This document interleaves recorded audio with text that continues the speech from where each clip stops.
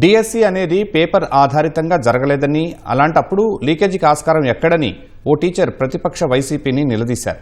నిందలు వేయడం మానుకోవాలన్నారు. అనుమానాలు ఉంటే న్యాయ పోరాటం చేయాలని సూచించారు.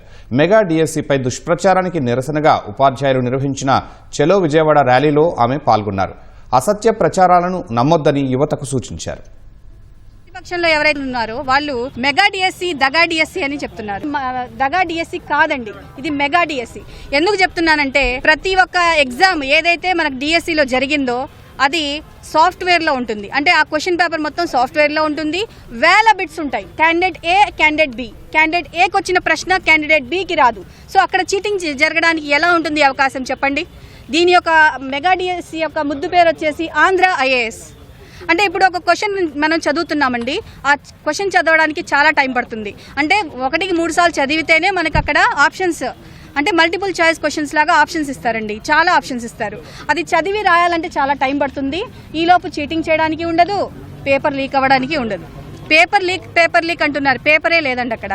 అదేంది సాఫ్ట్వేర్లో ఉన్న క్వశ్చన్ పేపర్ అనమాట. సో ఎంతో పారదర్శకంగా ఈ ఎగ్జామ్ని నిర్వహించి ఒక పండగ వాతావరణంలో అందరికీ 16,000 కుటుంబాలకి అన్నం పెట్టారండి మన చంద్రబాబు నాయుడు గారు, మన నారా లోకేష్ గారు. వాళ్ళకి మనం థ్యాంక్స్ చెప్పాలి కదండి. నేను చెప్పేది ఒకటేనండి, నిందలు అయితే వేయొద్దు, మీరు న్యాయంగా వెళ్ళండి. ఏదన్నా ఉంటే మీకు డౌట్ ఉంటే న్యాయంగా కోర్టులో పోరాడండి.